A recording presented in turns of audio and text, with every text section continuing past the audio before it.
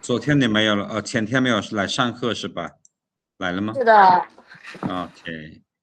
好。前天也没来，有周一。周一没来。对，周一也忘了跟老师。老师说，反正我们学过的内容，老师会发到群里面，你们可以下载或者打印出来留着看，有空的时候自己多看一些，好吗？好的。今天要学的是这个อันนี้มันข่าวเนาะที่อาจารย์คัดออกจากหน้าหนังสือพิมพ์พัฒนาลาวเนาะตอนข่าวที่มีการเปลี่ยนแปลงที่มีระบบการปกครองท้องถิ่นเนาะ3ขั้นก็คือขั้นแขวงขั้นเมืองขั้นตาแซงกันนะอาจารย์เอามาให้เห็นกันเนาะเพื่อจะได้เห็นคำศัพท์ทางการเลยเนาะอันนี้มันตามข่าวเลยเนาะออกข่าวมันท้ายเดือนท้ายปี2025เนาะอันนี้ลองเบิ่งคร่าวๆเบิ่งเนาะอันนี้มันการปกครองท้องถิ่นของสปป.ลาวจะมี3ขั้นตอนคือขั้นแขวงขั้นเมืองและขั้นตาแซงซึ่งคณะกรรมการปกครองแต่ละขั้นประกอบด้วยประธานรองประธานและกรรมการบ่ได้ระบุถึงเจ้าแขวงเจ้าเมืองและนายบ้านเนาะความหมายของมันจะมีอยู่มันจะมีอยู่9ข้อด้วยกันเนาะ9ข้อเท่านี้对。好，来，我们先看一下这个。第一个，การปกครอง怎么说？การปกครอง。对。我看一下。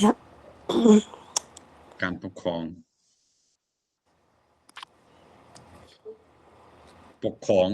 การปกครอง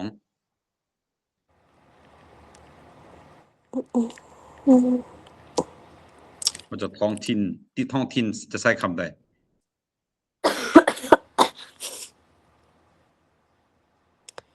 การปกครอง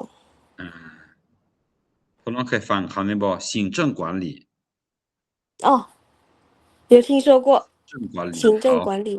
行政管理เนาะ行政管理มันการพัวพันการบริหารหรือว่าการปกครองเนาะท้องถิ่นก็ว่าหยังท้องถิ่นก็ว่า地方เนาะ地方ขั้นแขวงเนี่ยสิว่าได้ขั้นแขวงขั้นแขวงขั้นแขวงสิว่าได้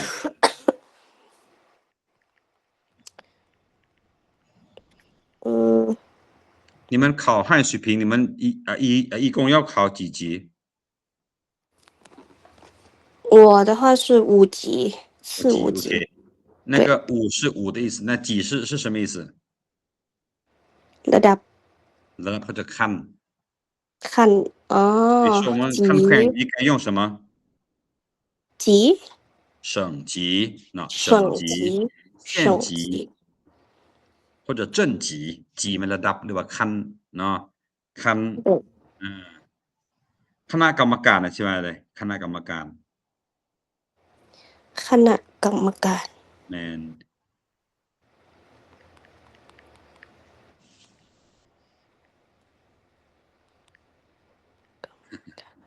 OK，这个可能OK，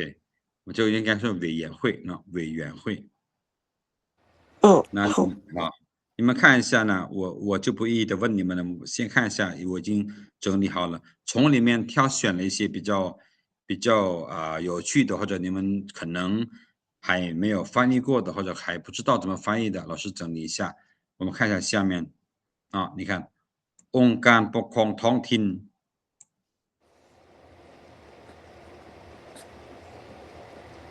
พี่น้ององค์การปกครองท้องถิ่นนี่ว่า地方政府แต่ว่าคันถ้าว่าพี่น้องบ่เบิ่งตัวลาวเทื่อ地方政府พี่น้องสิแปลว่ารัฐบาลท้องถิ่นบ่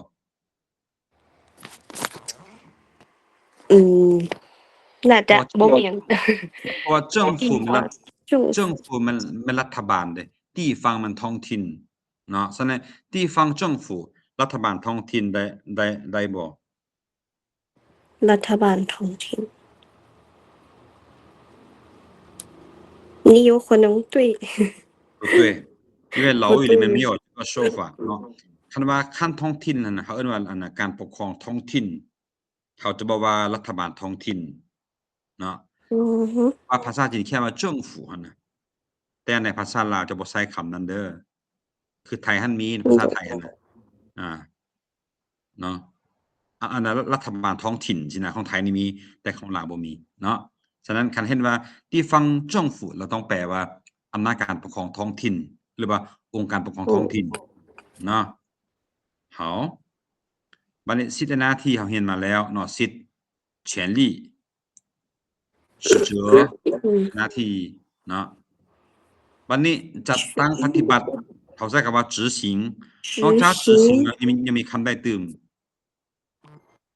จัดตั้งปฏิบัติยังมีคำใดตื่มจัดตั้งปฏิบัติเขาเขียนถ้ามาไล่บทแล้วเนาะนอกจากแปลว่า执行มีคำใดตื่มที่จะแปลว่าจัดตั้งปฏิบัติจื้อบ่พ่อน้อง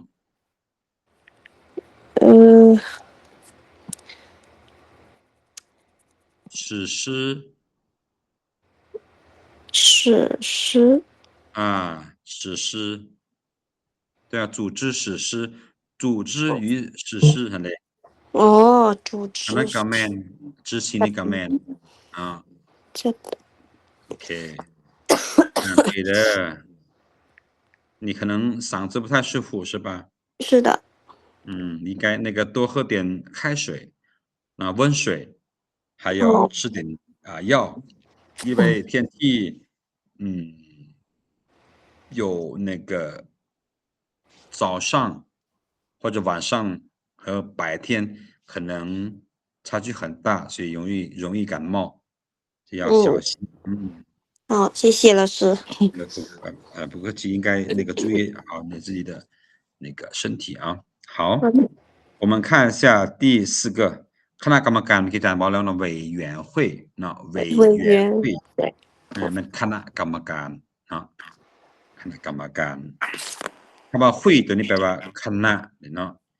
委员มันกรรมการเนาะฉะนั้นก็คือ委员会คำศัพท์สิบางเทื่อเฮาอาจจะบ่ได้อ่านข่าวหรือว่าเฮาแปลเอกสารอาจจะบ่เกี่ยวข้องกันปานใดแต่ว่าเขียนไว้ก่อนเนาะการแปลเขียนไว้หลายๆรถต่อมื้อหน้าเจอเอกสารแบบนี้ก็สามารถแปลได้เนาะบัดนี้คณะกรรมการปกครองแต่ละขั้นเด้คำว่าแต่ละขั้นพอเราสังเกตว่า各级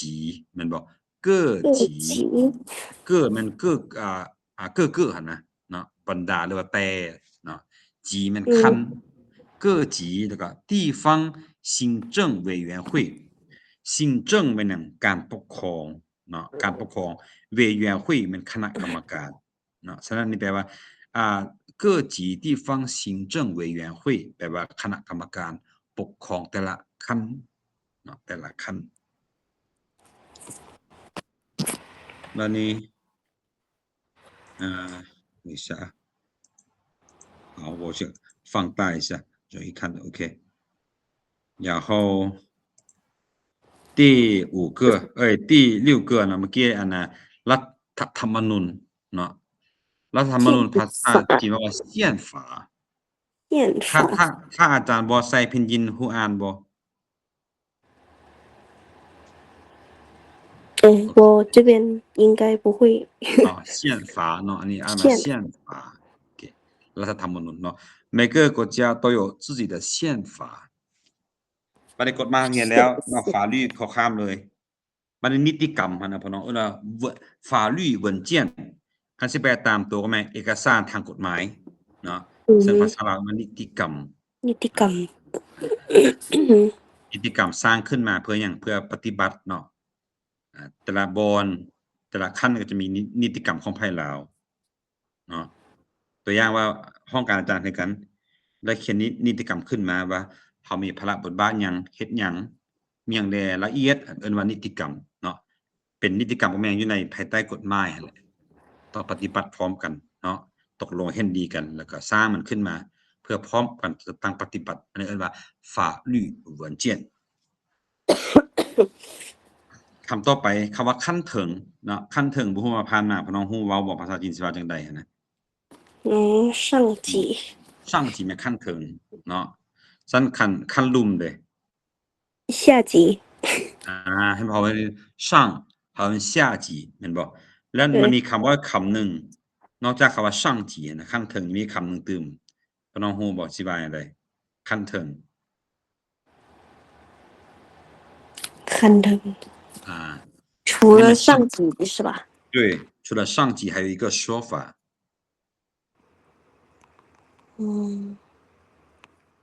不知道。 OK 上属或者下属下属มันขั้นลุ่มช่างสูมันขั้นเทิงคือกับช่างจี下จีเนาะโอเคอันนี้ก็เป็นคำศัพท์ที่มักจะได้เห็นกันตลอดเวลาหรือว่าเวลาไปรวมกับอาณาจีนเนาะเขาจะว่าขั้นเทิงเพิ่นเว้าจังซี่แล้วก็หรือว่าขั้นเทิงจะแจ้งการไปสู่อาณาขั้นลุ่มรับทราบสินะเขาจะได้ยินตลอดเนาะแบบนี้ก็ดีบัดนี้พอน้องแผนงบประมาณแห่งรัฐเนาะ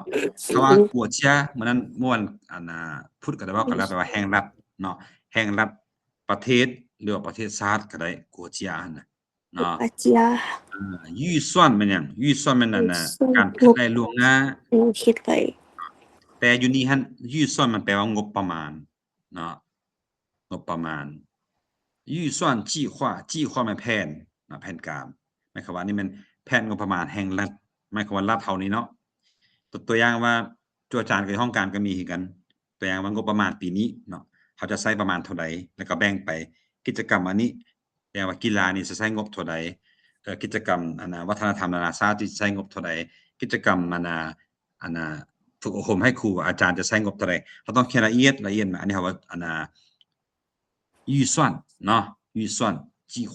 เขาต้องวางแผนมาเพราะว่าเขาต้องปฏิบัติตามนี้เด้เขาขึ้นแผนส่ำใดเขาต้องจ่ายส่ำนั้นเนาะจะเป๊ะก็ดีหรือว่าประมาณหั่นน่ะงบประมาณเอาก็ได้เนาะว่าสิใช้เท่าใดแท้นะต่อไปมติประชาชนท้องถิ่นเนาะมติมันหยัง决议มติตกลงมติ决议เนาะ决议นี่แปลว่าข้อตกลงก็ได้เรื่องมติตกลงก็ได้เนาะ决议อันนี้地方人民议会地方มันท้องถิ่นเนาะ人民议会มันหยังสภาท้องถิ่นสภาประชาชนท้องถิ่นเนาะเวลาพอน้องแปลเนี่ยแปลสิก็ได้หรือว่าวิธีเว้ายาวๆว่ามติสภาประชาชนท้องถิ่น人民议会的决议决议มันมติหรือว่าข้อตกลงนะบัดนี้การสร้างหรือว่าการกำหนดเนาะสร้างนิติกรรมขึ้นมาหรือว่าสร้างข้อกำหนดต่างๆขึ้นมาเขาจะใช้คำว่า制定制定เขาจะสร้างนิติกรรมมาในจากข้อเนาะแต่ละข้อเฮ็ดหยังแดสินะเขาก็ใช้ว่า制定เนาะกำหนดหรือว่าสร้างขึ้นมาบัดนี้แผนยุทธศาสตร์เนาะคำว่า战略คำเดียวมันยุทธศาสตร์เป็นคำศัพท์การเมืองเนาะเขามักจะได้เห็นอยู่ในนโยบายต่างๆหรือเป็นข่าวทางการมันจะมีคำว่า战略อยู่นำเสมอหลายเนาะนโยบาย战略好บัดนี้แผนพัฒนาเศรษฐกิจสังคมเป็นหยัง经济社会เนาะ经济社会发展规划แผนพัฒนา发展规划แผนพัฒนาเนาะ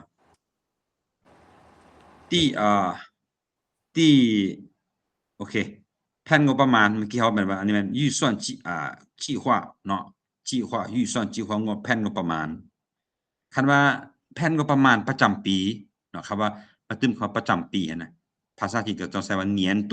เนาะ预算计划สินะ年度预算计划ภาษาลาวมันจะเอางบประมาณประจำปีมันบอกคำประจำปีมันไว้อยู่อันทันล่างสุดแต่ภาษาจีนจะเอาคำว่าประจำปีขึ้นก่อน年度预算计划ต่อไปเรียกงานป้องกันชาติเนาะ国防工作国防มันป้องกันชาติเด้工作มันเรียกงานป้องกันความสงบภาษาว่า公共安全公共安全ป้องกันความสงบนะ工作มันเรียกงานเป็นงานป้องกันความสงบ公共安全工作บัดนี้คำว่า审议มันพิจารณา审议เป็นคำกริยาเนาะเรียกว่าพี่จุนก็แม่นหับหองแต่ในบางครั้งกับพี่จุนก็แปลว่าพิจารณาคือกันพี่จุนได้รับการอนุมัติแล้วได้รับการพิจารณาแล้วเอาก็ใช้ว่าพี่จุนก็ได้คือกันนะบัดนี้คุ้มครองบริหารทางด้านการเมืองคุ้มครองตอนนี้เราใช้คำว่ากวานหลีเนาะกวานหลีคุ้มครองบริหาร治理治理治理政治事务给治理治มาจากคำว่า政治เนาะ治理政治事务政治事务เวียกงานการเมือง政治事务เวียกงานการเมืองบัดนี้การคุ้มครองเศรษฐกิจ经济管理อันนี้เบิ่งตัวจริงง่ายอยู่เนาะง่ายอยู่เวลาแปลเป็นลาวก็โอเคไล่ของแปลอยู่ในการคุ้มครองเศรษฐกิจนะต่อมาทรัพยากรธรรมชาติทรัพยากร资源ตัวอย่างว่า人力资源ทรัพยากรมนุษย์เนาะ人力资源อันนี้เป็น自然资源มันทรัพยากรธรรมชาติเนาะทรัพยากรธรรมชาติเดี๋ยวพอน้องสังเกตเบิ่งคำว่าออกนิติกรรมเนาะออกในตอนนี้เขาใช้คำว่าฟ้าปู้เนาะฟ้าปู้นี่นอกจากคำว่าออกแล้วสิมีคำยังตื่มสิแปลว่ายังตื่มฟ้าปู้ฟ้าปู้มันประกาศเนาะประกาศใช้กฎหมายบ่ประกาศใช้ดำรัสบ่คั่นน่ะฟ้าปู้หรือว่าแปลว่าออกก็ได้เนาะออกนิติกรรมออกแจ้งการสินะเนาะติดตาม监督ติดตามกวดกาติดตามก็ได้เนาะ监督ตัวอย่างว่าเมีย监督ผัวนะผัวสิไปใช้โทรหาไปกับเพิ่นจักโมงไปใช้แด่นะว่า监督กวดกา检查检查แปลว่ากวดกาหรือว่าสืบสวนสอบสวนก็ได้เนาะ检查กวดสอบกวดกาหรือว่าสืบสวนสอบสวนก็ได้เนาะ检查แปลได้หลายความหมายบัดนี้คนต่างประเทศเฮาว่า外侨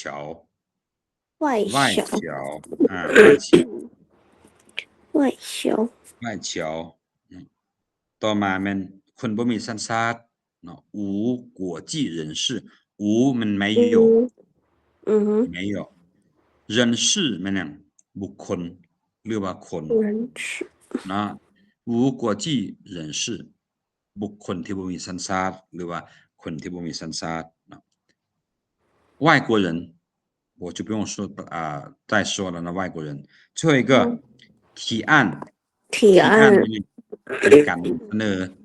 เนาะเป็นการนำเสนอเป็นการห้องข้อขึ้นไปหั่นอันนี้แม่นอาจารย์คัดจากพวกนี้เด้อพี่น้องรอเบิ่งภาษาลาวเบิ่งอาจารย์บ่ฮู้ว่าอันนี้พี่น้องได้อ่านผ่านมาบ่เนาะข่าวตัวนี้ที่ว่ามีการเปลี่ยนแปลงมันจะมีตาแซงเข้ามานะเนาะตัวอย่างว่าอันนี้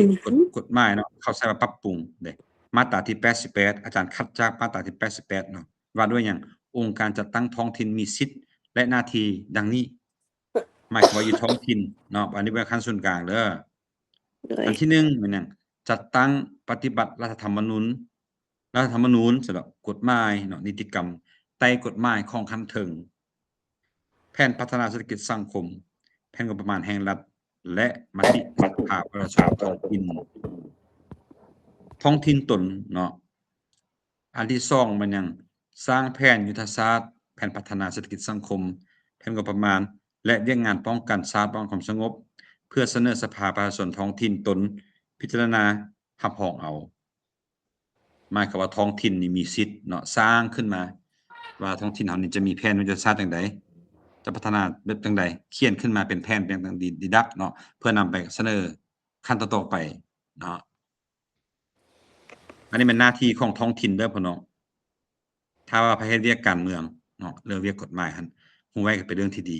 ตัวนี้เนาะหรือว่าเขาเป็นผู้แปลภาษาแล้วอยู่ในท้องถิ่นหั่นมีจีนมาลงทุนนะเขาก็สามารถอธิบายให้ฟังว่าเขาจะเฮ็ดหยังได้ เนาะว่าแต่ละท้องถิ่นมีหน้าที่จังได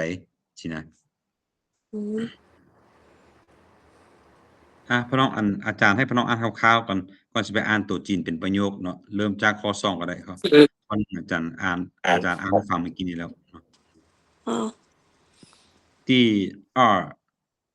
到第9你们自己读一下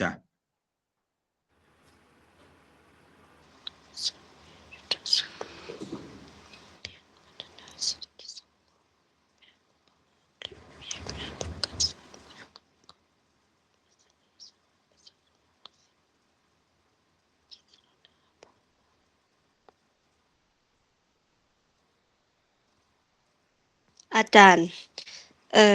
สภาประชาชนท้องถิ่นนี่แม่นประชาชนทั่วไปวะหรือว่า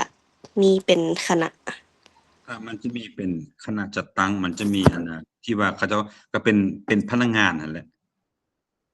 แต่เป็นพนักงานที่เฮ็ดเวียกขับไส้ท้องถิ่นตัวเองเฮ็ดจะได้ท้องถิ่นตัวเองจะพัฒนาจะมีใบหน้าใหม่เนาะคนในท้องถิ่นจะมีอยู่มีกินหรือว่าจะมีชีวิตที่ดีขึ้นนั่นน่ะเขาเจ้ามีสิทธิ์ในการร่างเอกสารขึ้นมาในการร่างนิติกรรมแต่ก็ขึ้นงบประมาณเสนอขั้นถึงต่อไปเพื่อได้รับการแก้ไขสินะเนาะเด้อ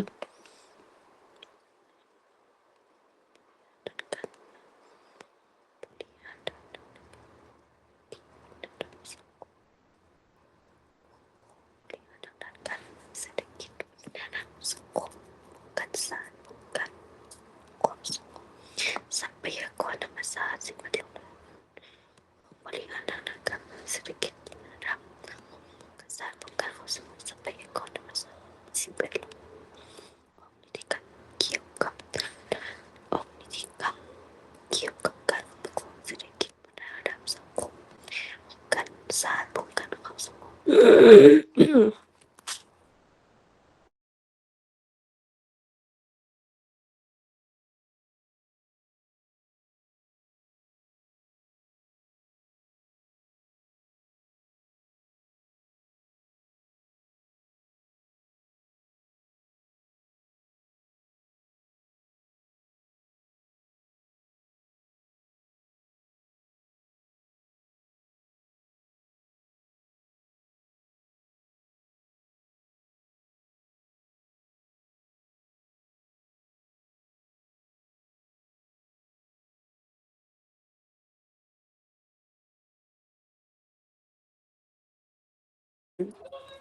好了，老师。OK，好，其实里面还有很多单词我没有整理出来，希望你们都能理解。比如说这个，พลเมืองลาวพลเมืองลาวก็จะพัวพันและร่วมมือกับต่างประเทศพัวพันร่วมมือก็จะเกิดการมอบหมายสรุปรายงาน这些我还没里面我没有整理出来呢，希望你们能自己能翻译。比如说这个เบิ่งคำว่า定修版ฉบับปรับปรุงเนาะ老挝人民民主共和国สปปลาว的地方行政分为3个基础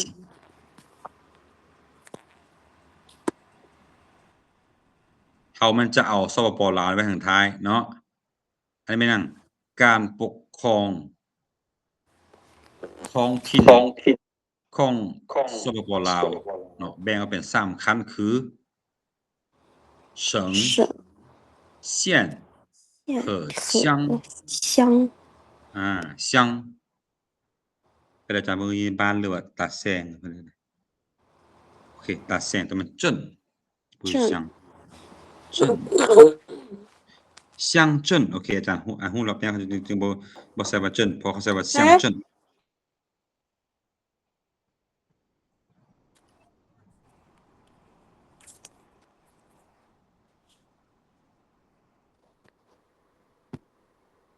โอเคเนาะอันตัว乡ตัวนี้นะมาจาก乡镇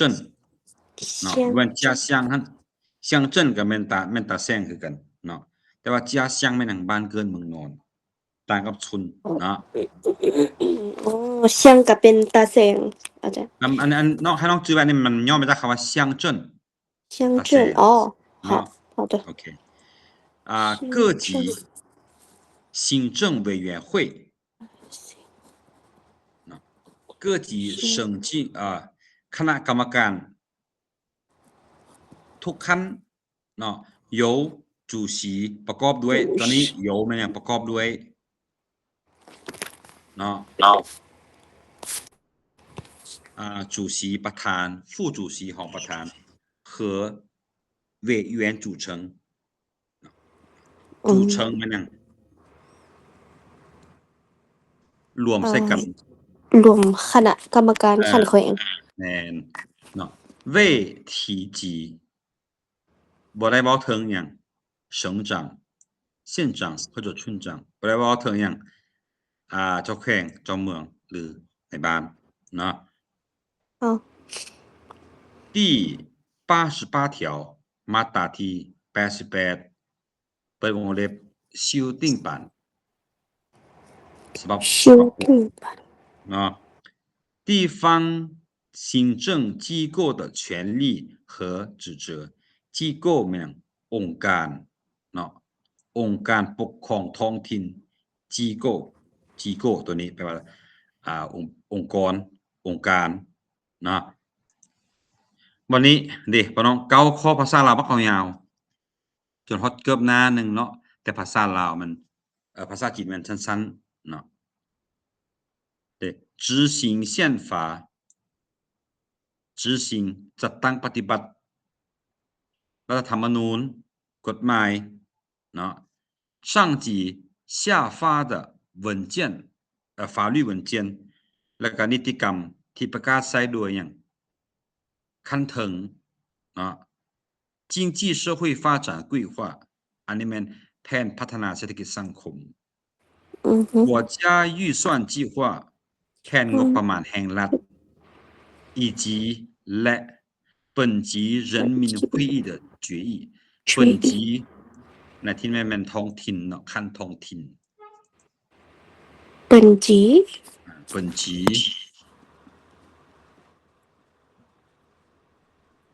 本级ท้องถิ่นขั้นท้องถิ่นตัวเองนะเนาะ本级制定战略计划กำหนดแผนนโยบายนะแล้วก็อย่างอีก经济社会发展规划แผนพัฒนาเศรษฐกิจสังคม预算计划แผนงบประมาณ以及และ国防和公共安全工作และเรียกงานป้องกันชาติป้องกันความสงบ提交本级人民会议审批和批准เพื่ออย่างเพื่อเสนอไปให้ขั้นท้องถิ่นตนรับทราบเพื่ออย่างพิจารณาและแก้ไขพิจารณาและอนุมัติ管理和治安政治经济社会文化สังคมวัฒนธรรม国防安全ความสงบสุขของเวียกงานป้องกันชาติ自然资源环境自然资源和环境等领域และคงเขตอื่นๆ等领域อื่น发布ที่ว่าไปแล้วออกเนาะออกอย่าง有关经济社会文化和国防公共安全管理的法律文件เนาะออกอย่างออกนิติกรรมออกอยู่นี่นิติกรรมอยู่พี่เนาะเกี่ยวกับอย่างเศรษฐกิจวัฒนธรรมสังคมเรียกป้องกันชาติป้องกันความสงบเนาะเพิ่มวิธีการแปลนะฟาปูออกอย่างนิติกรรมอย่างเกี่ยวกับการคุ้มครองแล้วก็จะมาแปลพี่คุ้มครอง เรื่องงานเศรษฐกิจสังคมวัฒนธรรมแล้วก็ป้องกันชาติ ป้องกันชาติ นะ อืม 监督和检查ติดตามและกวดกาก วดกา อยู่นี่มีคำหนึ่งอาจารย์สิถามพี่น้องเบิ่งคำว่าฉี่ตัวเนี้สิแปลว่าหยัง ฉี่ อ่า และ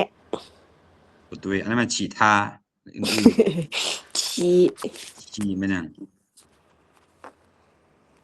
ฉี่ละล่ะบ่แม่นแหละว่าอาจารย์ บ่เด้ออันนี้อาจารย์ไทม์ไลน์คนลาวเขียนภาษาจีนน้อยคนสุดจะฮู้คำนี้เนาะพี่น้องฉี่นี่น่ะพี่น้องมันเรียกว่าคำว่า地方政府นั่นเด้มันเรียกว่าถึงอันนี้อ่า地方行政管理นะมันเรียกว่าคืนมันใช้ฉี่อยู่นี่ฉี่จะมันแทนให้คำอยู่กันน่ะข้างเทิงที่เขาเว้ามาแล้วเขาเรียกว่ามันคืน อ๋อ เราใช้คำ แบบบ่อยากให้มันคำซ้ำกัน แม่น แล้วก็เลยใส่ศัพท์นี้ คล้ายๆกับคำแปลภาษาลาวแม่นหยังมันถ้าว่าเป็นวัตถุสิ่งของหรือเป็นเรื่องอื่นๆที่ว่าเป็นคนกับมนุษย์นั่นน่ะ โด เนาะ ย แปลว่ามันถ้าเรียกเว้าขึ้นแล้วว่าเว้าบักยาๆปุ๊บถ้าว่ามัน คำ แล้วก็แล้วเนาะ ว่า มัน จะ นี่กวนเสี่ยแม่นหยังที่ตัวเองปกครองที่ตัวเองบริหาร หวาน เนาะ เสีย 旗管下แม่นหยังหมายความว่า旗แม่น地方政府自己管理的范围或者地方เนาะ管辖แม่นหยังปกครองเองอยู่ในการปกครองของตัวเองหั้นนะ组织工作指责腐刑情况腐刑พี่น้องอยู่นี่หมายแล้ว腐刑ก็แม่นการจัดตั้งปฏิบัติคือกันเนาะการจัดตั้งปฏิบัติคือการ腐刑บัดนี้管理在企业คือกัน旗下区เนาะตัวนี้旗下区内生活和活动的老挝公民、外侨、无国际人士以及外国人士。ทีนี้พี่น้องใช้ว่า外国人ได้บ่ก็ได้คือกันเนาะ外国人士บุคคลที่เป็นคนต่างประเทศ或者ต่างประเทศก็แล้วเนาะ外国人士外国人一样的好的接收审议和解决人民的提案หมายความว่ารัฐบาลท้องถิ่นมีหน้าที่หยังรับเอาหยังคำเสนอของผู้ใด人民ของประชาชนเพื่อหยังเพื่อพิจารณาและแก้ไขนะตัวนี้คันเวลาพี่น้องแปลนะสมมุติว่าอันให้แปลจีนเป็นลาวซะเนาะพี่น้องก็แปลกัน接收แม่นหยังจุด审批แม่นหยัง和แม่นหยัง解决แม่นหยัง人民แม่นหยัง的แม่นหยัง安全แม่นหยังเอาแต่ละตัวก่อนหลังจากได้แต่ละตัวแล้วก็มาซับกันว่าภาษาลาวมันเว้าคำใดบางเทื่ออาจจะมีน้อยกว่านี้บางเทื่ออาจจะมียาวกว่านี้อันคำเว้าหั่นน่ะที่จะเซาใส่กันลึงใส่ในกับภาษาเฮาหั่นน่ะเนาะ โดย เว้าอันนี้ขึ้นมาพอดีอาจารย์คือเห็นหลักการแปลตัวหนึงอาจารย์ฮู้ว่าเคยเว้าแล้วบ่เนาะเวลาเฮาอันน่ะไปเป็นพิธีกรหรือว่าเฮ็ดเวียกพิธีการหั่นนะถ้าว่ามี2ภาษาเนาะภาษาลาวหั่นน่ะจะเว้ายาวเว้าละเอียดทุกอย่าง แต่ภาษาที่เฮาแปลหั่นน่ะเป็นภาษาจีนที่ซะเฮาจะบ่เว้าหมดทุกตัวที่คนลาวเว้าไปหั่นเฮาจะจับจุดมันซื่อๆตัวจุดเอาจุดสำคัญนั่นน่ะเนาะฉะนั้นเป็นหยังเวลาเขาเว้าบักยาวเขาแปลได้4-5คำสินะอันนี้เฮาจับจุดใจกลางซื่อๆเนาะอันนี้คืออีกหลักการหนึงในการแปลภาษาจีนคือกัน เวลาเฮาเว้าลาวบักยาวปุ๊บสมมุติว่าอันจากภาษาลาวเป็นภาษาจีนหั่นน่ะภาษาลาวเว้ายาวอยู่ภาษาจีนจับใจความเว้าโป๊ะๆที่เฮาต้องการจะสื่อสารให้คนฟังเข้าใจแล้วก็แล้วเนาะปีนกันบัดนี้เวลาเว้าภาษาจีนเว้าบักยาวคือกันแล้วมันจะมาแปลเป็นภาษาลาวนะภาษาลาวจะบ่เอากิ๊กกี้ทุกอันของภาษาจีนที่เว้าไปหั่นบ่เอาจับใจความหั่นมาแปลใส่เนาะ อันนี้คือหลักการอีกหลักการหนึ่งที่ผู้แปลมักจะใช้กันทางการแปลแปลอยู่บทกล่าวแน่นอนแล้วมันมีให้เราอ่านเนาะอ่านตามนั้นแต่คันในกรณีที่บ่มีบทกล่าวให้เรานะเราผู้ฟังเราแปลนะเนาะเราต้องจับเอาใจความไม่ได้ว่าภาษาลาวบักเอาหยังเราตัดความเอาที่ตัวที่มันสำคัญเพื่อหยังเพื่อให้ผู้ฟังรับเอาซื่อเนาะที่ว่าผู้เว้ามานะซื่อออกมาแล้วเราจับใจความแล้วเอาที่สำคัญแล้วป้อนให้เราซื่อจบเนาะปีนกันภาษาลาวภาษาจีนก็ลักษณะเดียวกันเนาะเขาบ่จำเป็นแปลทุกตัวจากภาษาต้นฉบับเนาะมาเป็นภาษาปลายทางนะอันนี้คืออย่างนึงตัวอย่างว่าภาษาจีนเป็นภาษาต้นฉบับเนาะแล้วเขาแปลมาเป็นภาษาลาวนะภาษาลาวเขาเอิ้นว่าภาษาปลายทางเนาะมีการใช้คำศัพท์แบบนี้โอเคมาบัดนี้มาเบิ่งข้อที่8เนาะ根据政府的授权与外国进行联络มันพัวพันเนาะพัวพัน合作มันการร่วมมือเนาะตัวอย่างว่า根据政府的授权หมายความว่าอิงตามการมอบหมายของรัฐบาลเนาะเขาสามารถอย่างดำเนินการพัวพันและร่วมมือกับสากลท้องถิ่นคือกันตัวอย่างว่าอาจารย์อยู่พงศาลีเนาะมันเป็นท้องถิ่นทีนี้อาจารย์จะร่วมมือกับแขวงยุนนานหรือว่า12ปันนามันอยู่ใกล้เคียงประเทศลาวสุดเนาะอาจารย์ที่เป็นคนเฮ็ดเวียกอยู่ท้องถิ่นก็สามารถเสนอพัวพันหรือว่ามีการร่วมมือกับจีนหลังจากที่เฮ็ดเอกสารมาแล้วเขาก็เสนอมาทางขั้นรัฐบาลเพื่อให้รัฐบาลรับทราบเนาะอันนี้ก็มันก็เป็นสิทธิ์ของท้องถิ่นคือกันสามารถเฮ็ดได้เนาะบ่หมายความว่าทางขั้นถึงสั่งมาจึงไปพัวพันบ่แม่นเนาะบ่แม่นความหมายของมันแบบนี้เนาะ定期向上级汇报定期แม่นหยัง定期กำหนดวันเวลากำหนดระยะเวลาเพื่อหยังกำหนดระยะเวลา向上级汇报เพื่อหยังกำหนดในการรายงานเนาะรายการหยังสภาพการจัดตั้งปฏิบัติเนาะคงที่ตัวเองปกครองให้กับท่านถึงรับทราบสินะเบิ่งพ่อน้องเวลาพ่อน้องแปลภาษาจีนเป็นลาวมันสิง่ายอยู่เนาะสิง่ายอยู่ใส่เพราะว่าเราภาษาลาวเป็นภาษาแม่เราเด้ภาษาที่เราใช้มาแต่น้อยจะฮู้เนาะแต่เวลาจีนแปลลาวปึ๊บมันลาวแปลจีนปึ๊บมันจะยาวเด้ในกรณีมันยาวสินะพ่อน้องแปลทีละตัวก่อนเนาะสรุปรายงานสภาพการจัดตั้งปฏิบัติเวียกงานรอบด้านของท้องถิ่นให้ขั้นถึงทัดตนอย่างเป็นปกติขั้นตนขั้นถึงทัดตนมันหยังตัวอย่างว่าตาแซงซะขั้นถึงทัดตนมันหยังต้องแม่นเมืองแม่นบ่แล้วขั้นทัดตนไปของขั้นเมืองมันน่ะก็มันต้องแขวงสินะความหมายของมันไปตามขั้นสิเนาะนี่คือการแปลนิติกรรมเนาะนิติกรรมออกใหม่ล่าสุด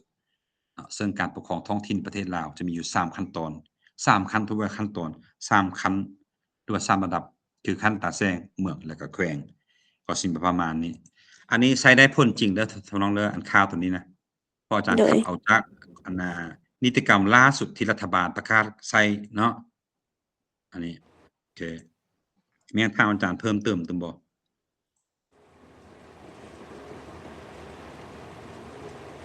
บ่มีโอเคไปอ่านก่อนเนาะจังซี่มันคือฟังหูเรื่องมันเนาะแต่ให้ไปแปลยากๆนิดนึงง่ายๆแต่ก็พยายามลองศึกษาตื่มเนาะเอาจากอาจารย์ไปแล้วคิดวิธีแปลหรือเขาแปลจังซี่ก็ไปอ่านขึ้นเบิ่งได้ทางภาษาลาวภาษาจีนแล้วเนาะอาจารย์ไปสรรหามาให้แล้วมีแต่พ่อน้องมีหน้าที่ไปอ่านคืนโอเค好的好我看一下第二篇的话我教你们什么呢第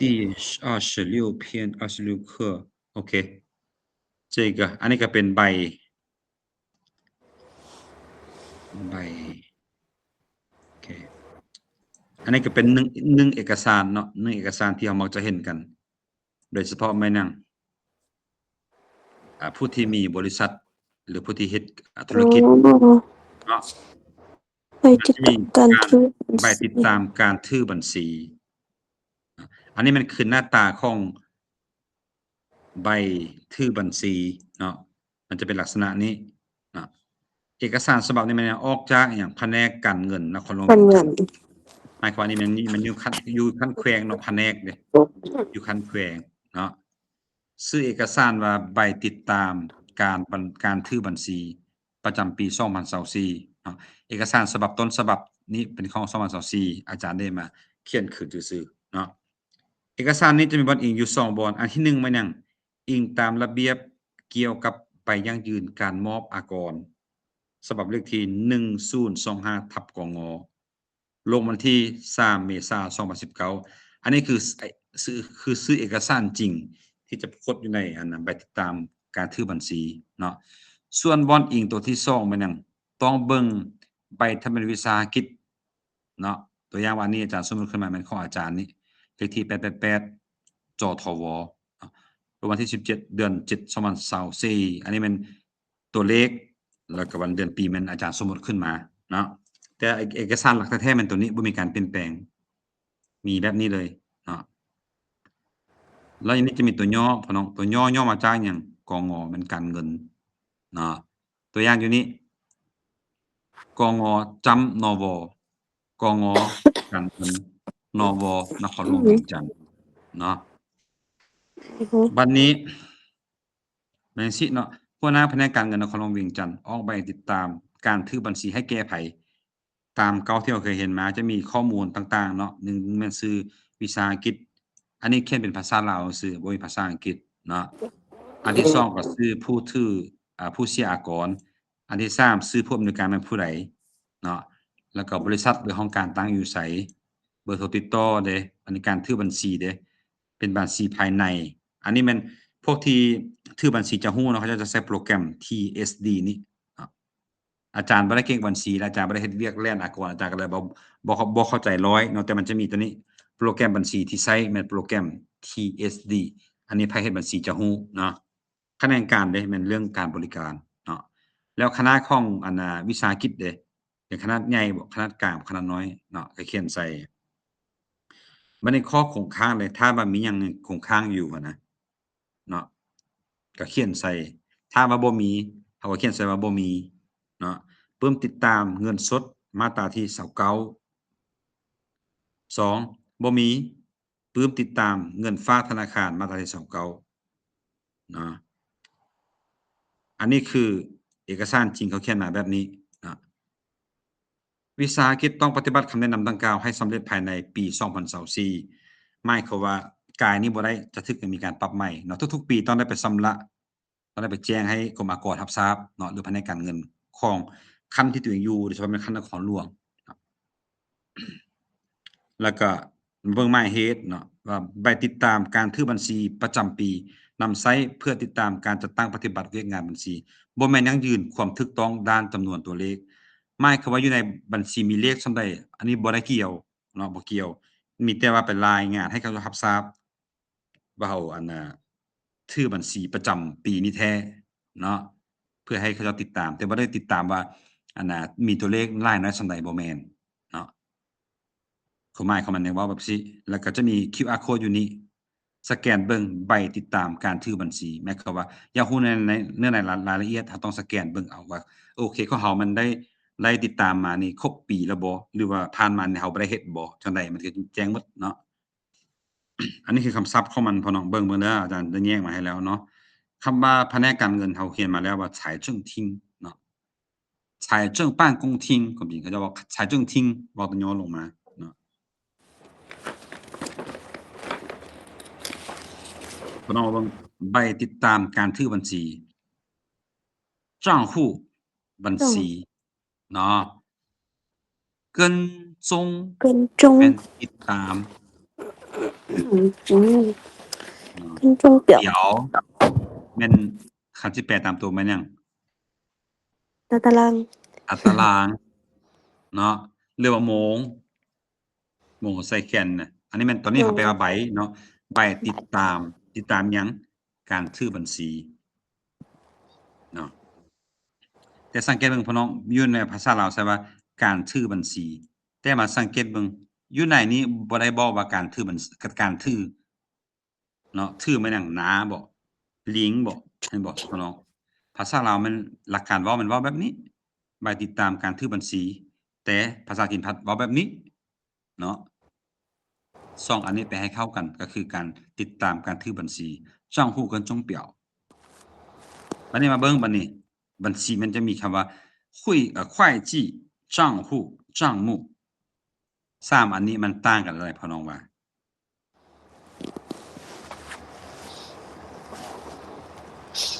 คุยจี้จะเป็นการบัญชีโอเคอันนี้บ่อ่านว่าคุยอันนี้อ่านว่า快快对那个这个是多音字那所以我们叫有时候读会但是在这里是读快会计会计บัญชีการบัญชีตัวอย่างว่า我是在这个公司做会计的ถ้ามันเป็นพนักงานบัญชีอยู่ในบริษัทนี้หรือว่าเฮ็ดเวียกบัญชีในบริษัทนี้แม่นบ่โอเค账户มันหยังบัญชีแบบบัญชีธนาคารเฮาเนาะบัญชีนี้บัญชีนั้นนะเจ้าส่วนคำว่า账目มันหยังตัวอย่างว่าบัญชีมื้อนี้เฮาซื้อหยังได้บัญชี1ซื้อเบียร์2ซื้อน้ำกร3ซื้ออันน่ะหยังกับผัก4ซื้อนี่อันนั้นคือบัญชี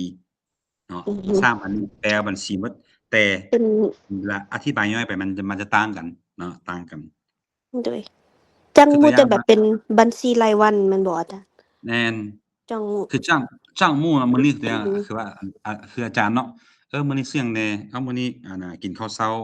50,000 ข้าวสวยนี่อันน่ะ 40,000 กาแฟจ้องหนึง 30,000 ตอนบ่ายเด้กินมักส้ม 10,000 อาจารย์เขียนใช่ไหมจังมู่เนาะจังมู่โอเคบัดนี้การยั่งยืนหรือว่าใบยั่งยืนการมอบอากร完税证明完税证明นะคำต่อไประเบียบเกี่ยวกับใบยั่งยืนการมอบอากร规定ระเบียบเนาะ关于เกี่ยวกับ完税证明的规定แปลปีนกลับเนาะปีนมาทางนี้ระเบียบเกี่ยวกับใบยั่งยืนการมอบอากรนะ完税บัดนี้การถือบัญชีเขาใช้คำว่า会计หรือว่า记账การถือบัญชีในที่นี้มันยัง记账มันยังพ่อน้องจี้จังจดบันทึกบ่จดบันทึกจดเนาะจดบันทึกแต่เป็นยังอยู่ในศัพท์นี่เขาใช้คำว่าการถือบัญชีเพราะมันศัพท์วิชาเฉพาะอยู่ในนี้เขาใช้ชื่อว่าการถือบัญชีเนาะภาษาจีนใช้คำว่า会计หรือ记账แล้วก็แล้วครับวันนี้บัญชีภายใน国内会计หรือว่า账簿ก็เป็นบัญชีกัน账簿账簿ถ้าว่าความจริงมัน账簿มันยังเป็นปึ้มแล้วปึ้มบัญชีแล้วคันสิแปลตามตัวเนาะ账簿โปรแกรมบัญชี会计程序มันแปลว่าโปรแกรมเนาะกระบวนการขั้นตอน程序ข้อคงค้าง存在问题หมายความว่าสิ่งที่เป็นปัญหาอยู่เนาะเห็นบ่คันสิแปลตามตัวมัน存在问题ปัญหายังมีอยู่存在问题ข้อคงค้างมาตราในข้ามเลยนะครับว่าเที่ยวผ่านมาแล้วบัดนี้ผู้ติดตามเงินสด现金账簿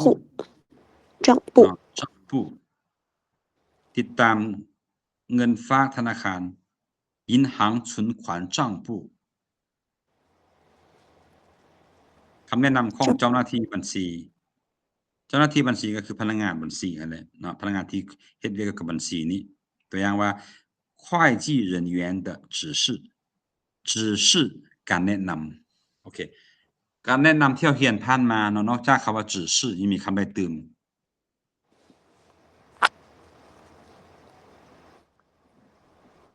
แนะนำ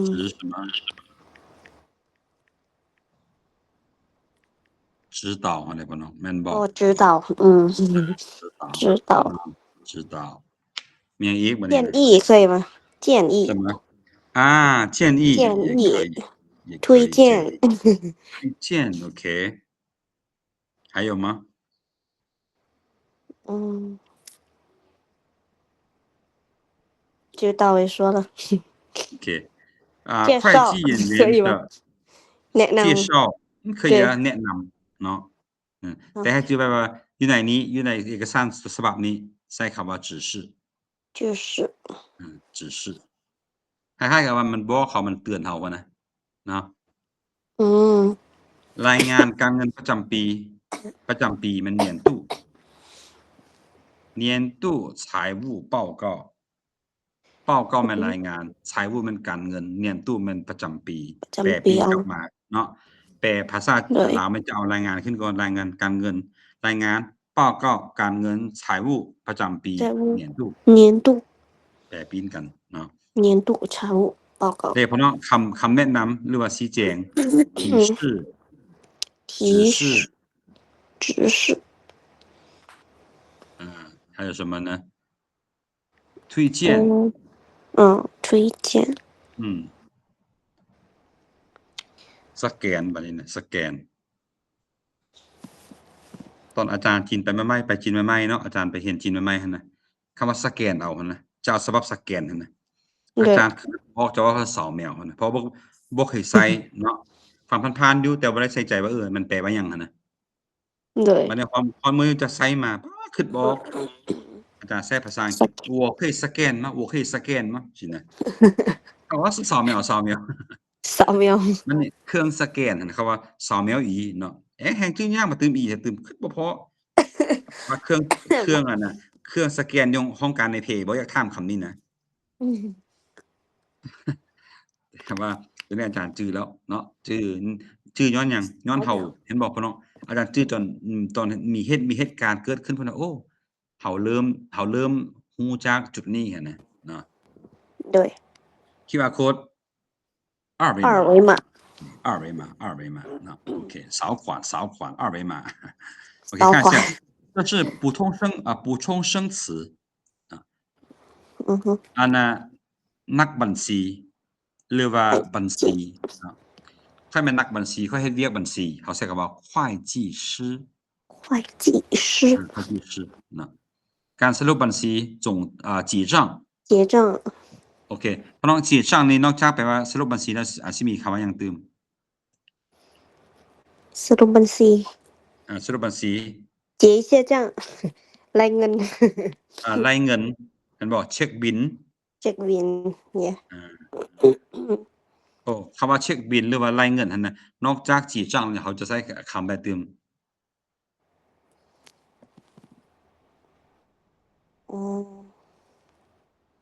ชำระ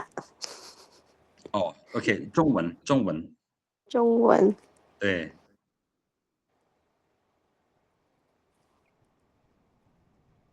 你们听说过吗买单买单听说过是吧我们去吃饭的老时候板没下单买单或者老板买单แม่นบ่是的ฉันคันแปลตามภาษาลาวมันเฒ่าแก่เช็คบิลเด้หรือว่าเฒ่าแก่เก็บเงินเด้เฒ่าแก่เขาจ่ายเงินเด้แม่นบ่ประมาณนั้นเขายังมีคำว่า算账对算账ก็คือว่าเช็คบิลหรือว่าคิดรายบัญชีหรือว่ามีคำหนึ่งว่าคิดบัญชีตัวอย่างว่าเวลาตีกันเนาะจะมีฝ่ายหนึ่งเป็นฝ่ายที่ว่าบ่ยอมแพ้เขาว่า你记着我下次跟你算账รอท่าเด้อโทษใช้คำรอท่าเด้อมึงเดี๋ยวกูจะมาคิดบัญชีกับมึงเอง记นะเนาะโอเค好我们再看第三个เปิดบัญชีเมื่อกี้ว่าเราว่า账簿หรือว่า账本บัญชีรายวัน收入账户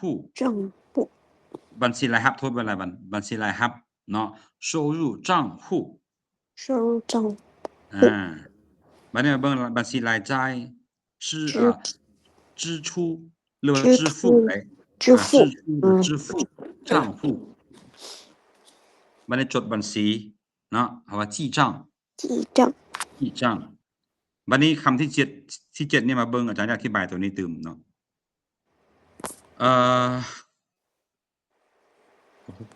太大了โอเคมาเบิ่งตัวนี้เนาะอาจารย์อยากอธิบายเพิ่มเติมก็คือหยังคำว่าการประกอบเอกสารหั่นน่ะพี่น้องการประกอบเอกสารเราสามารถเว้าได้3อย่างแบบนี้เนาะอันที่1แม่นหยัง文件准备อันที่2แม่นหยัง整理文件อันที่3แม่นหยัง备齐文件备齐文件เนาะ3คำนี้ล้วนแต่ว่าประกอบเอกสารแต่มันมีความแตกต่างกันในบันไดเบิ่งคำอธิบายเนาะอันคำว่า文件准备แม่นหยัง作为名词ทำหน้าที่เป็นคำนามเนาะ指文件准备工作อันนี้หมายความว่าหยังแม่นเวียกงานเกี่ยวกับการเขียนเอกสารอันนี้แม่นเว้าเวียกเนาะเป็นเวียกด้วยเนี่ยเนาะตัวอย่างว่าอาจารย์จะไปเรียนจีนอาจารย์จะมีการประกอบเอกสารเฮ็ดเวียกการประกอบเอกสารโอเคตัวที่2ไปนะ整理文件整理文件คำอธิบายไปนั่ง如果强调的是对于有文件的整理和归纳归列คำว่า整理文件แม่นหยังแม่นการจัดแจงเอกสารนะครับว่าเอกสารเรามีอยู่แล้วเนาะแต่เรามาจัดให้มันเป็นระเบียบว่าอันนี้แม่นอันของเท้ากออันนี้แม่นของเท้าคออันนี้เป็นบัญชีเก่าอันนี้บัญชีใหม่เราไปสับให้มันเป็นละเอียดขึ้นอันนี้เราใช้ว่า整理文件เนาะโอเคอันนี้คือการกะเกี่ยมการแบ่งหมวดให้มันละเอียดขึ้นหมายความว่าเอกสารเรามีครบแล้วเนาะบัดนี้备齐文件如果强调的是将所需的文件都准备齐全หมายความว่าการประกอบเอกสารของค่อยสำเร็จทุกอย่างตัวอย่างว่าเขาจะไปเรียนจีนเนาะจะมีใบกวดสุขภาพจะมี推荐信จะมี毕业证书จะมี户口本จะมี成绩单จะมี HK 考证那个书等等我都准备好了什么都不缺了อันนี้เขาใช้คำว่า备齐文件การเก็บเอกสารค่อยเรียบร้อยแล้วเด้อใช้คำนี้นะโอเคอันนี้คือความแตกต่างของระหว่าง3คำหรือว่า3วลีนี้นะก็สิประมาณนี้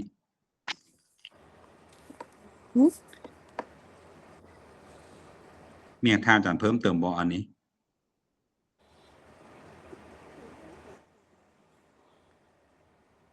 目前没有好那看一下中文版的这里那账户跟踪表根据2029年4月3月财政部กระทรวงการเงิน签发หมายความว่าหยังออกจาก签发แม่นออกจากหรือว่าประกาศใช้โดยหยังโดยกระทรวงการเงินฉบับเลขที่1025เกี่ยวกับหยัง晚税证明เกี่ยวกับระเบี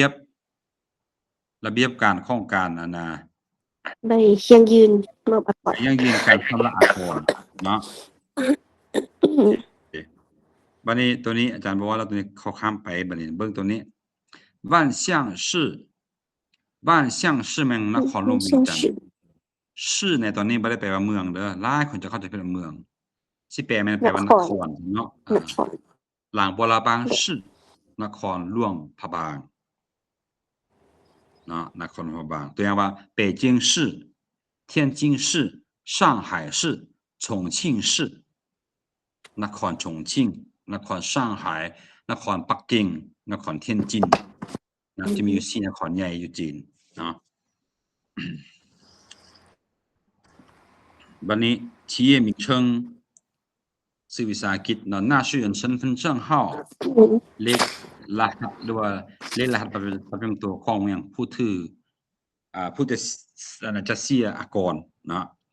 总经理ผู้บริหาร所在地ที่อยู่所在地บอนอยู่หั่นนะหรือคันขึ้น5คำนี้บ่ได้ใช้คำว่า地址ก็ได้เด้อ地址ที่อยู่所在地ก็ได้电话号会计核算内部会计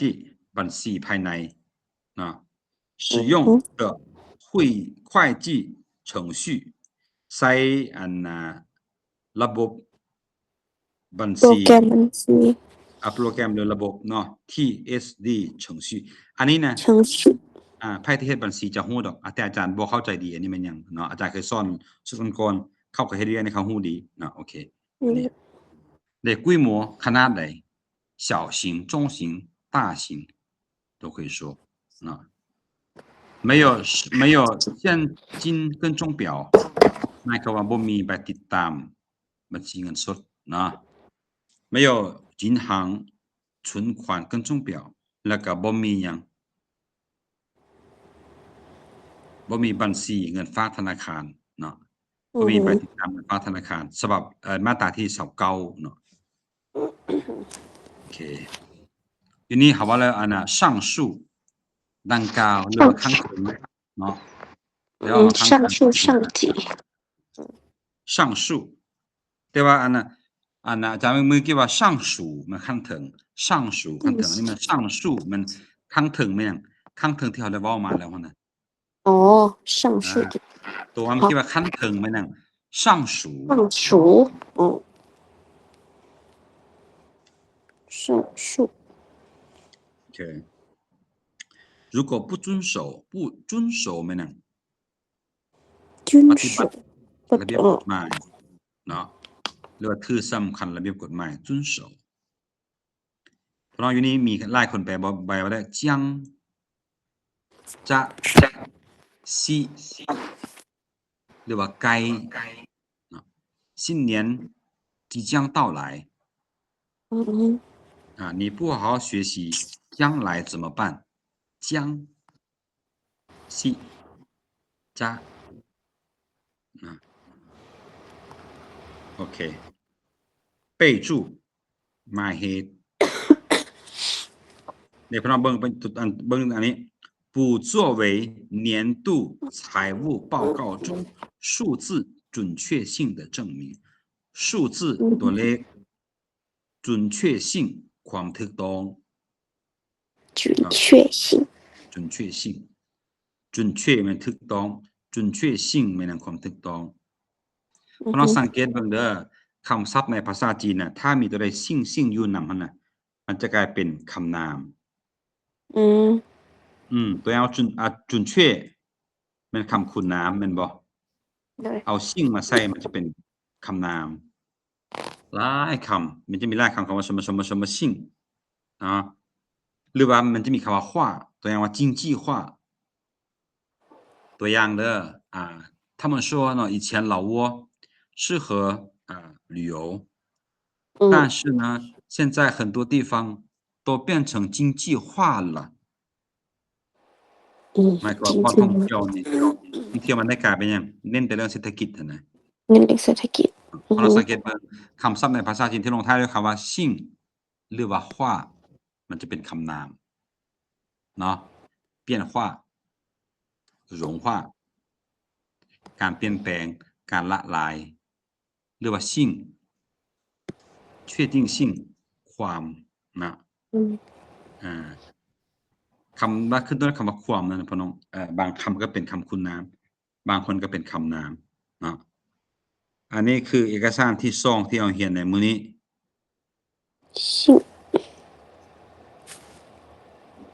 มีอย่างถามอาจารย์บ่เกินจ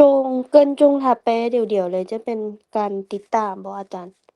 ไม่แหละการติดตามหรือว่าอันน่ะตัวอย่างว่าเฮาโจรเนาะโจรสิไปลักรถไผหรือสิขึ้นเฮือนไผหั่นน่ะมันติดตามก่อนว่าเจ้าของเฮือนนี่เฮือนนี่มาจักโมงแล้วอยู่เฮือนนี่มีไผแน่มีม้าบ่มีกล้องวงจรปิดบ่แล้วในเฮือนนี่มีจักคนเข้าคนออกจักโมง5จักโมงแล้วตอนบ่มีคนอยู่มันจักโมงเนาะหลังจากที่ทุกอย่าง跟踪好了知道了就开始偷东西สินะ跟踪เนาะหรือว่าเวลาเขาไปใส่แล้วจะมีคนติดตามเขานะมีคนตามเขามาตรงหลังนะเขาก็ว่า跟踪คือกันเนาะ跟踪表ไปติดตาม还有吗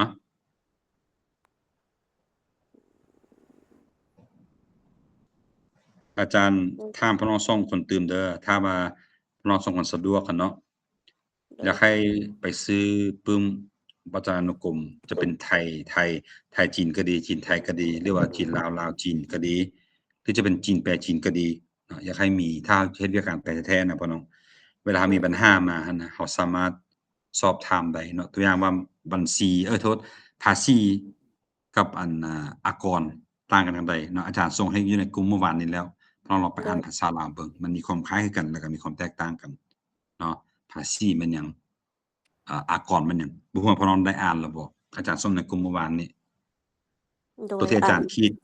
ตัวที่อาจารย์ขีดสีขีด เจ้า เนาะอาจารย์ได้มาจากไสพ่อน้องเด้อาจารย์ก็ได้จากปึ้มนี้เนาะถ้าปึ้มนี้บ่มีก็ซอกตัวอื่นเนาะวัฒนานุกรมภาษาลาว老挝词典我说我觉得对我们做翻译工作的人来说很重要他们是我们的老师เนาะ对我们不是什么都会อาจารย์ให้กันบ่ได้ฮู้ทุกโตคำที่ฮู้แล้วบ่ได้ใช้ก็ลืมก็มีแต่อาจารย์ทบทวนความจำตัวเองขึ้นย้อนหยังเนาะมี词典อืม ความจริงอยู่ในตู้อาจารย์ลองเบิ่งข้างๆอาจารย์นี่ โอ้ มีหลายเติบอันนี้ส่วนหนึ่งเนาะอยู่ห้องนอนอาจารย์อยู่เฮือนอาจารย์ที่อาจารย์ซื้อมีแต่ปึ้มนี่แหละเฮ็ดให้อาจารย์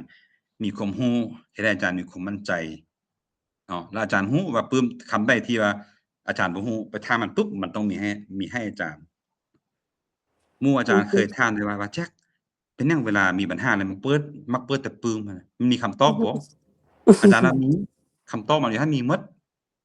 ต่างแต่ว่าเขาสิหมั่นค้นหาบ่เท่านั้นซื่อๆเห็นบ่อันคำว่าภาษีกับอากรน่ะคันเราบ่อ่านบ่ซอกก็บ่ฮู้ว่ามันต่างกันบ่หรือมันแท้มันคือกันแท้บ่หรือว่ามันยังต่างตึมสินะโดย中文也是一样ภาษาจีนคือกันมีอธิบายหมดเนาะคำว่า账目账户会计ไปเบิ่งเบิ่งมันจะมีคำอธิบายให้แน่นอนปัจจุบันนี้ AI ก็มีตอบให้เราคือกัน AI ได้ข้อมูลมาจากไสก็ได้จากปึ้มนี่แหละพ่อน้องเพราะมันจะมีอยู่เบื้องหลังเนาะป้อนคำตอบป้อนคำถามให้มัน แล้วมันจะเก็บรักษาไว้ ทุกมื้อคือกันคำใดที่อาจารย์ถามไปอยู่ในเอไอเนาะมันจะบันทึกว่าอาจารย์ถามไปจากคำแล้วได้คำตอบแบบใดมันจะมีเนาะฉะนั้นเวลาคนอื่นเข้ามาถามต่อถามคืออาจารย์ถามอะน่ะเอไอมันก็จะเด้งให้คำตอบนั้นเลยสินะเนาะวางแล้วในจุอาจารย์ก็เป็นอันน่ะ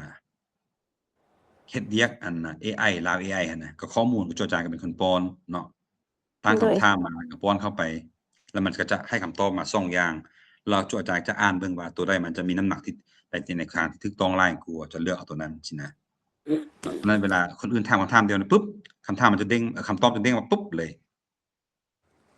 但是呢要走到这一步之前我先让你们先自己研究一下不要一上来就用这么容易的方法来解决问题อืมแน่นอน AI 很好，非常好，非常聪明，但是呢，AI 也是人造出来的，嗯但是它比人要快，为什么呢？因为它是用电脑或者用那个电子，我们是用大脑，所以有时候我们想的快，但是做出来的时候它更快。嗯因为为什么快呢？因为我们把我们想到的都那个收入进去了，所以它很快。ณปัจจุบันนี้อาจารย์เห็นหลายคนอาจารย์ทำงานพิธีกรเวลาแปลคำปราศัยหรือว่าคำเพ้นของการนำไฟล์ลาวไฟล์จีนจะขึ้นกล่าวนะ โดย เขาจะเอาเอไอแปลมาเอาGoogle Translate แปลมานะมันถึกมันบ่ได้ถึกเบิดกำลังเอาผู้อ่านนี่แหละคนนี่แหละมาแปลงจะใช้คำศัพท์แบบใดภาษาจีนว่าแบบนั้นภาษาลาวว่าไปสิมันบ่ได้ต้องเปลี่ยนให้เป็นสำนวนภาษาลาวสินะ你们最近也用 AI 吗？嗯，有时候可以，有时候可以用，有那个时间有限的时候可以用，但是呢，如果你们有时间的话，我想先让你们自己学习一下，研究一下เนาะเฮ็ดเองก่อนแปลเองก่อนหลังจากที่บ่ได้แล้วก็จึงไปถามมันก็ได้ถ้าว่าเวลาจำกัดแท้ๆจึงค่อยถามก็ได้ถ้ามีเวลาก็เฮ็ดไปเองเนาะโอเคอันนี้คือบทเรียนมื้อที่2ของมื้อนี้เนาะเดี๋ยวบทเรียนที่3อาจารย์จะให้พี่น้องเรียนทฤษฎีเกี่ยวกับสัญญาต่างๆเนาะสัญญาต่างๆที่เป็นภาษาลาวมันเป็นนิยามของมันเนาะนิยามของมัน我找一下第 OK 不是这个应该是第ข่าวกระทรวงหนังสือพิมพ์พัฒนาอาจารย์บ่ได้บอกเนาะเมื่อกี้โอเคตัวนี้好สนดนำส่งบัดนี้นะสนดนำส่ง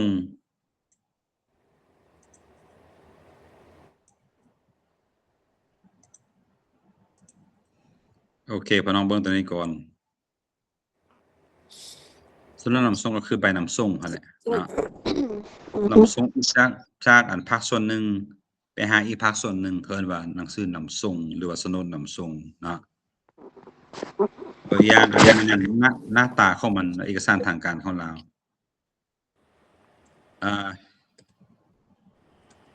โอเคโอเคมันจะมีกัวคุยนะเครื่องหมายการศาสตร์คำขวัญคือเอกสารอื่นเลยแผนกอุตสาหกรรมและการค้าเจ้าหน้าที่ทะเบียนวิสาหกิจนะสำนักนำส่งซื้อเอกสารซื้อสำนักนำส่งเทิงไผเนาะ1แม่นหยังเทิงช่วยสหกรณ์ประจำแขวงหลวงพระบาง2ห้องการบัญชาการปกสแขวง3แผนกแผนการและการลงทุน4ห้องการอุตสาหกรรมและการค้าเมืองจอมเพชรเนาะเรื่องหยังนำส่งสำเนาใบทะเบียนวิสาหกิจของบริษัทรักษาความปลอดภัยพิเศษลาวอาซีจำกัดเนาะอันนี้แม่นหยังการส่งสำเนาส่งไปให้กับบริษัทให้กับอันบรรดาแผนก4แผนกนี้เนาะไผเป็นคนส่งล่ะเจ้าหน้าที่เนาะวิสาหกิจของแผนกอุตสาหกรรมและการค้าแขวงหลวงพระบางเนาะเป็นหยังอาจารย์จึงฮู้ว่าแขวงหลวงพระบางเด้ทีนี้บอกว่าที่หลวงพระบางเนาะที่หลวงพระบางเอกสารจะมี2ฉบับอันที่1อิงตามกฎหมายว่าด้วยวิสาหกิจเลขที่33สพสวันที่29กรกฎาคมปี2022อาจารย์ถามแด่กฎหมายว่าด้วยวิสาหกิจเฮาเรียนแล้วยังจื้อบ่สิว่าจังได๋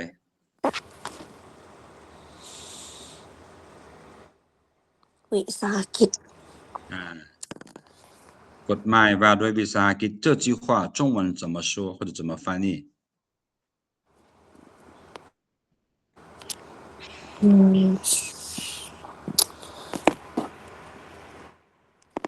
วิสาหกิจ企业好企业กฎหมาย法律OK 法律企业法律企业法律企业对吧企业法律企业法律OK 企业法เนาะว่าซั่น企业法ไม่有律 OK แม่นบ่สังเกตพอเบิ่งภาษาลาวใช้คำว่าด้วยเนาะแต่ภาษาจีนบ่เว้ากฎหมายวิสาหกิจเลยเนาะ企业法根据企业法จบ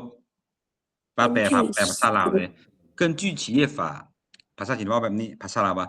อิงตามกฎหมายว่าด้วยเนาะมีคำว่าด้วยตืมโอเคอันนี้คือเอกสารจริงเนาะส่วนเอกสารที่2มันนั่นอิงตามคำร้องของผู้ที่เขียนขึ้นไปหั่นเขียนขึ้นในปีใดเดือนใดเนาะใบคำร้อง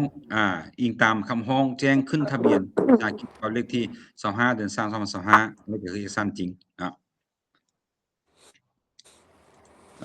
เจ้าหน้าที่ทะเบียนวิสาหกิจ好这个怎么翻译企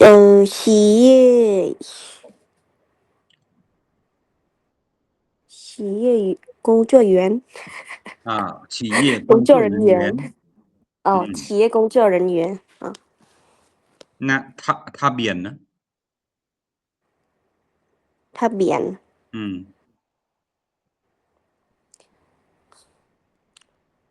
ทะเบียน因为你说企业工作人员只是 Donati Visahagit 但是没有ทะเบียนทะเบียน怎么说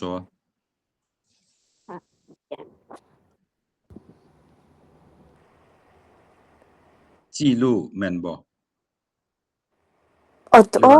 หรือว่า记录登记登记所以说呢企业登记登记工作人员工作人员好แผนกอุตสาหกรรมและการค้าแผนกอุตสาหกรรมกงเย่มาอุตสาหกรรม工业อุตสาหกรรมนะการค้านะ商业商业มันอันน่ะโอเค商业ก็มันความจริงก็ว่ามันอันน่ะการค้ากันเนาะการค้าหรือธุรกิจแต่การค้ามี贸易工贸易工贸办公厅或者工贸厅แค่โรงพยาบาลหลังบัวระบังโอเคอันคำว่าหลังบัวระบังเนาะเพราะว่าคนจีนใช้มาหลายแล้วก็เลยว่ารับทราบกันทั่วสังคมว่าต้องแปลว่าหลังบัวระบังถ้าว่าบ่แปลเป็นหลังบัวระบังเขียนภาษาอังกฤษว่าหลวงพระบางก็ได้เด้อหลวงพระบางเดี๋ยวนี้มีทับศัพท์หลายคำเนาะตัวอย่างว่าอันน่ะพงศลีนะเฟิงชาหลีจีนก็เขียนสิแล้วก็ต่อๆกันมาเลยรับทราบว่าต้องเขียนเฟิงชาหลีแต่บางเทื่อนะผู้ที่เริ่มเขียนทำอิฐปุ๊บตัวเฟิงให้เขียนผิดก็มีแต่ว่าสังคมทั่วไปรับทราบก็เลยว่าใส่แบบนั้นเนาะตัวอย่างว่าอันไหนพินยินนี่นะพี่น้องพินยินคันถ้าเขียนตามตัวแม่งตัวพอสระอีไม่เอกตัวนอพินยินเด้ตัวยอสระอีไม่เอกตัวนอคืออ่านว่าพินยินแต่เนาะคนลาวฮู้ว่าพินอินก็เลยให้เขียนเป็นพินอินเพราะอาจารย์ไปค้นคว้าตัวทับศัพท์ภาษาจีนหั่นนะแม่นอยู่ดอกตามหลักการถ้าอ่านว่าพินยินเขียนว่าผิดอันน่ะพอสระอีไม่เอกยอสระอีไม่เอกคั่นน่ะถูกแล้วเนาะแต่เพิ่นว่าอันน่ะสังคมลาวรับทราบว่าพินอินก็เลยใส่เป็นพินอินจะเป็นได้ยินภาษาไทยเขาเจ้าเว้านั่นแหละบัดนี้คนลาวเริ่มเรียนภาษาจีนจากไสก็เริ่มเรียนจากภาษาไทยโดยเนาะแล้วติดปากมาแล้วก็เว้าต่อกันไปสอนต่อกันไปแล้วสังคมรับทราบว่าต้องเป็นพินอินก็เลยว่าข้อนี้แหละเป็นข้อที่อันน่ะขัดจากอันสิ่งที่อาจารย์ไปค้นคว้าเป็นหลักการหั่นนะโดยธรรมดามันจะบ่เขียนแบบนี้มันผิดเนาะแต่ว่าสังคมรับทราบแล้วเด้กับคำว่ามาลาทั่งนั่นแหละมาลาทั่งนั่นบางคนว่ามาลาทั่งบางคนว่ามาลาถังสิเอาคำเดียวเนาะบัดนี้คือตัวอย่างว่าอันน่ะซาลาเปาเขาเขียนจังซั่นก็ได้เขียนคือเก่าแต่ว่าเกี๊ยวเนาะ饺子หั่นน่ะโดยเขาว่าเกี๊ยวเฮาก็เลยเอิ้นเกี๊ยวๆนำที่แท้มันก็มีคำว่า饺子บ่ก็เขียนไปตามที่หลักการมันนั่นแหละแต่สังคมลาวรับทราบว่าเกี๊ยวแม่นหยัง饺子ก็เลยได้เอาตามสินะมีหลายคำได้พ่อน้องหลายคำเนาะอันนี้คือการหลังบะระปังเพราะว่าคนจีนเขาก็เขียนว่าจังซี่แล้วคนลาวไปเรียนว่าหลวงพระบางก็ต้องเป็นหลวงพระบางสินะความจริงคันถ้าบ่เขียนหลังบะระบางเขียนว่าหลวงพระบางก็ได้เนาะหลวงพระบางโอเค好ข้ามนี่คืออันนั้นหลักการทับศัพท์เนาะอาจารย์เว้านิดหนึ่งอืมรักษาความปลอดภัยพ่อน้องอันน่ะสิว่าจั่งใดรักษาความปลอดภัยรักษาความปลอดภัยรักษาความปลอดภัย安全เป็นความปลอดภัยความปลอดภัย保护保护หยัง安全保护安全แม่นบ่อันนี้คือชื่อเต็มเนาะเดี๋ยวนี้มาเขียนว่า保安แม่นหยังก็รักษาความปลอดภัยเนาะ保安保安โอเคพิเศษเด้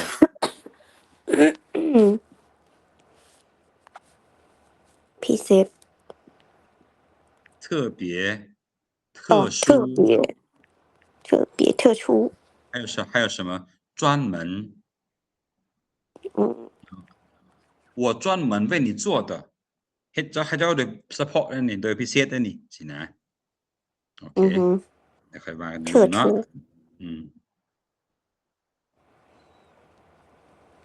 ภาคส่วนที่เกี่ยวข้อง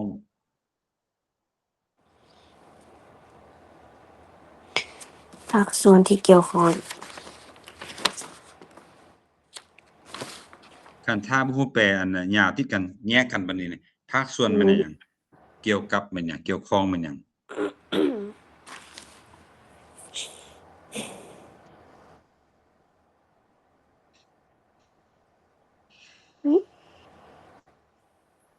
ภาคส่วน怎么说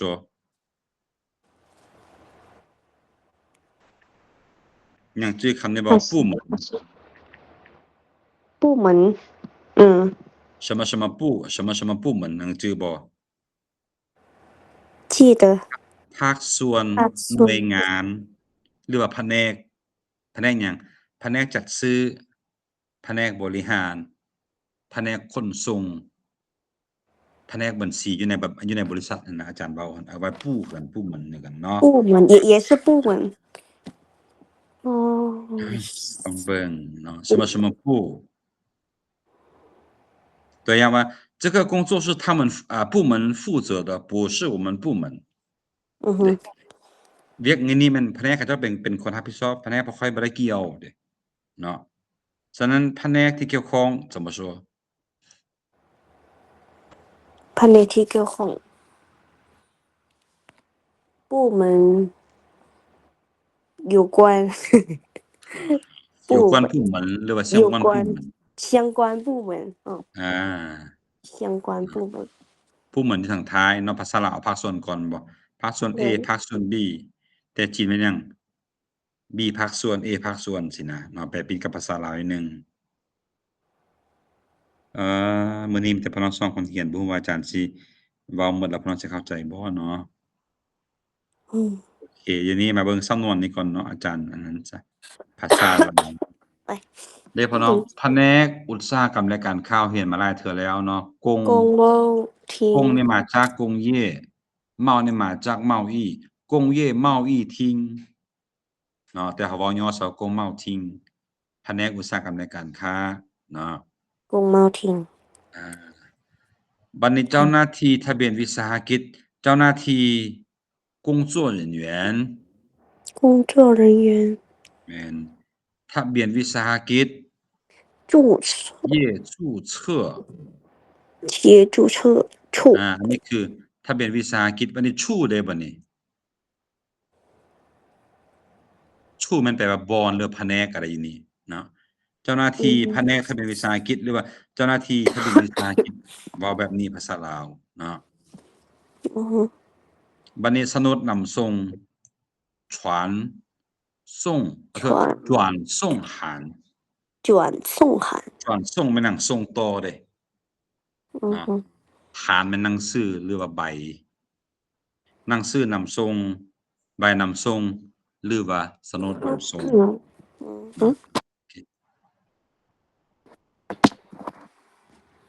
ช่วยสหกรณ์ประจำแขวงหลวงพระบางหลวงพระบางเมื่อกี้ว่าแล้วว่าลางบ่ละปังช่วยสหกรณ์税务局แม่นป้องกันหรือว่าอันน่ะช่วยสหกรณ์เนาะช่วยสหกรณ์บัดนี้ห้องการกองบัญชาการปกส.แขวงห้องการบ้านกงทิง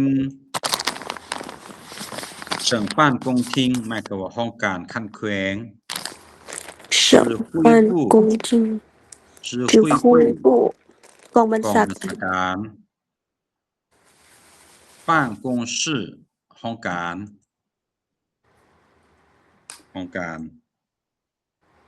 แผนกแผนการและการลงทุนแผนกทิ้ง计划แผนการ投资การลงทุน计划与投资厅แผนกแผนการและการลงทุนเนาะบัดนี้มาเบิ่งอยู่นี่จะมีชื่อเฉพาะเมืองจอมเพชรอันนี้คือชื่อเฉพาะถ้าคิดพอว่าตัวจีนจะเขียนแบบใดเขียนเป็นพินยินเขียนเป็นตัวอังกฤษจอมเพชรเซียน จอมเพชร อยู่นี่อาจารย์ใช้คำว่าจ้านไผจ้านไผจ้านจอมไผเพชรเสียงใกล้เคียงสุดแล้วอันนี้นะเนาะอันนี้บ่แม่นแปลเด้อจ้านไผแปลว่าจอมเพชรจอมเพชรแปลว่าจ้านไผบ่แม่นแปลเนาะแต่เป็นการเขียนที่เสียงใกล้เคียงสุด